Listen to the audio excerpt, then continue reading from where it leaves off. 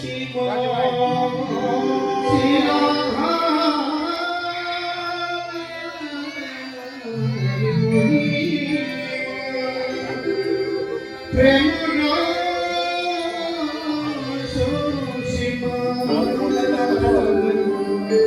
জগতে জানা তো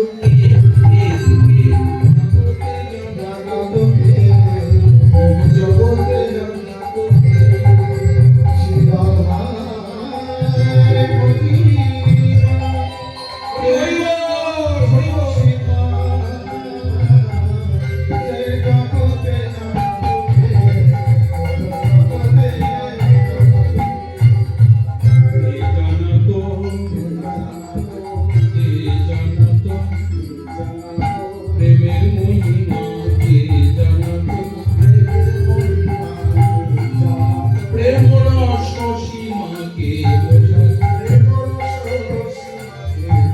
যদি গৌর নদী যায় মায়াসিত রস সীমাকে জগতে নদী যায় গৌর নামাসিত প্রেমের মহিমা জগতে জানত কে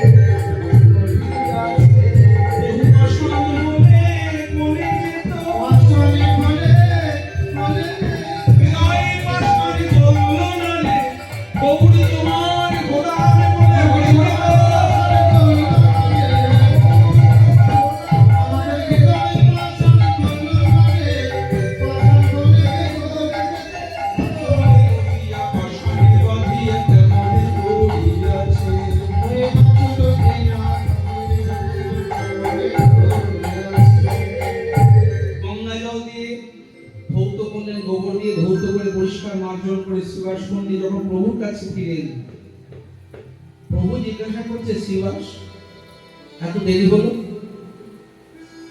এবার শিবাস কি বলছে শুনি। শিবাস কি সত্য কথাটা বলে দিল? না। শিবাস বলছে, প্রভু তুমি যখন দরজা খুলতে বললে, সকালবেলায় দরজার পাল্লাটা খুলে আমি কি দেখলাম জানো প্রভু? দেখলাম সকালবেলায় বৈষ্ণবরা গঙ্গা স্নান করতে যাচ্ছে। তা মনে হলো সকালবেলায় বৈষ্ণব দর্শন করলে পুণ্য হয়, তাই বৈষ্ণব দর্শন করছে। ভক্তমন্ডলী মহিলা মহাপ্রভুর কাছে গোপন করলেন কথাটা, কিন্তু মহাপ্রভু বললেন, শিবাস ধন্য তোমার বৈষ্ণবতা, জগতের লোক আমায় প্রণাম করে, আজকে তোমার এই বৈষ্ণবতা দেখে আমি তোমায় প্রণাম করছি শিবাস। শিবাস যদি সত্য কথা বলতো, মহাপ্রভুর পরের দিন থেকে কীর্তনে আসতেন না, কীর্তন বন্ধ হয়ে যেত।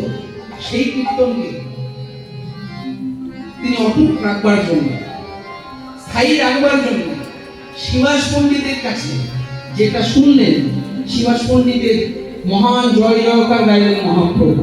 ধন্য শিবাস, ধন্য তোমার বৈষ্ণবতা, কিন্তু মনে রেখো তোমার দ্বারে যে অত্যাচার করলো, একদিন প্রকাশ হবে তার করুণ অবস্থার পরিণতি। চলো শিবাস, আমাকে মায়ের কাছে নিয়ে চলো। মায়ের গদাধর তাই শিবাস প্রভু মায়ের কাছে ফিরে গেলেন। কেউ জানতে পারলো না। একদিন গেল, দুদিন গেল, 3 দিন, 3 দিন, 3 দিন পরে সকল হইল পুষ্প ব্যাধি, হইল কুসুমাধি। নিস্তারিণী, নিস্তারিণী, নিস্তারিণী, ভবয়ে কবি, ভবয়ে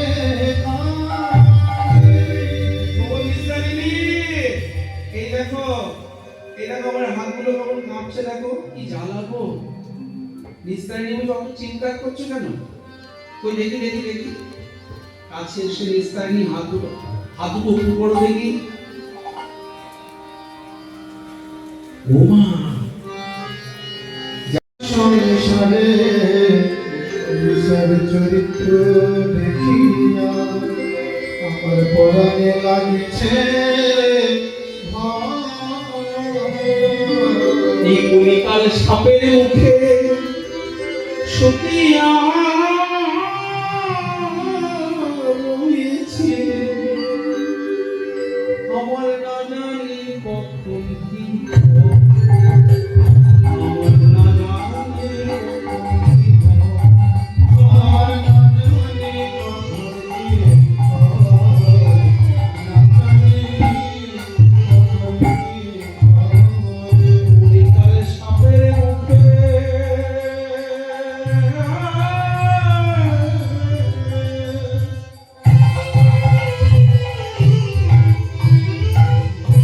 সতিয়া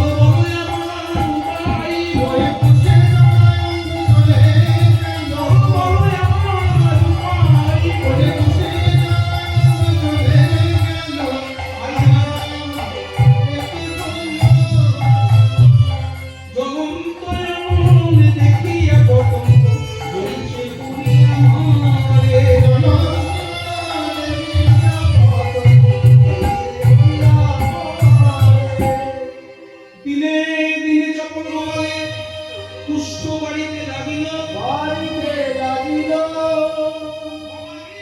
ভবানী বলি গোপাল নদিয়ায় উঠিল বাড়িয়া উঠিল ভবানী মা সারা জীবন এই হাত দিয়ে তোর সেবা করেছি, কত চন্দন দিয়েছি, জবা ফুল দিয়েছি, আজকে এই হাতে আমার পুষ্ট হলো কেন মা?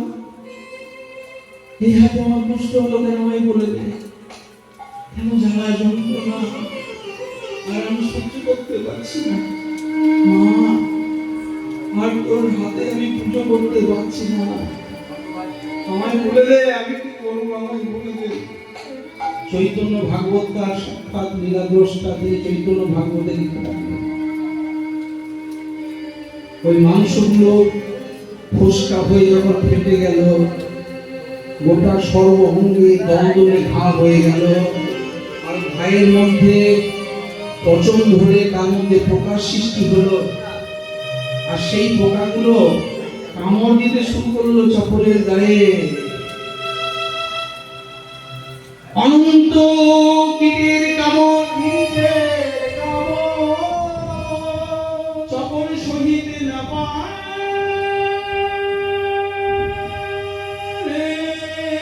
সহিতে না পারে সজ্জাগত চপল গোপাল ভবানী, ও মা ভবানী ছটফট ছটফট করে। ছটফট ছটফটি করে আমায় বলে দে মা, আমায় বলে দে কোন পাপে মো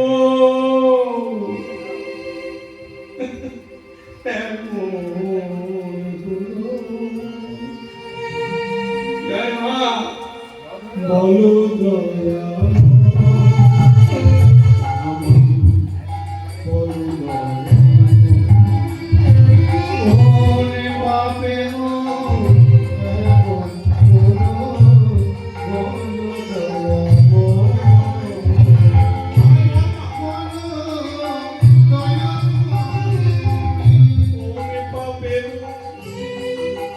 এমন কোনো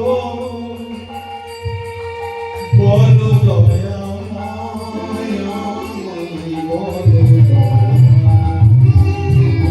ওরে পাপে মোরে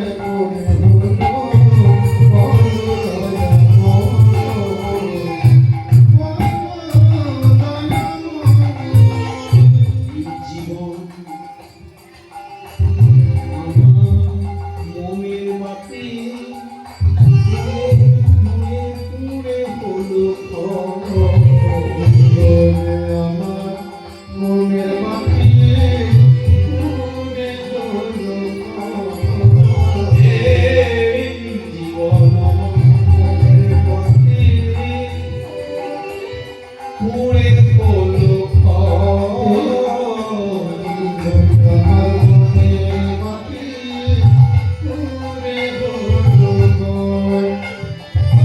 কেঁদে কেঁদে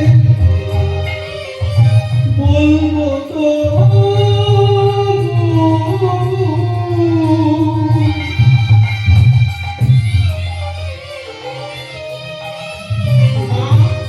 এই কি তোমার বিচার প্রভু, কেঁদে কেঁদে বলবো।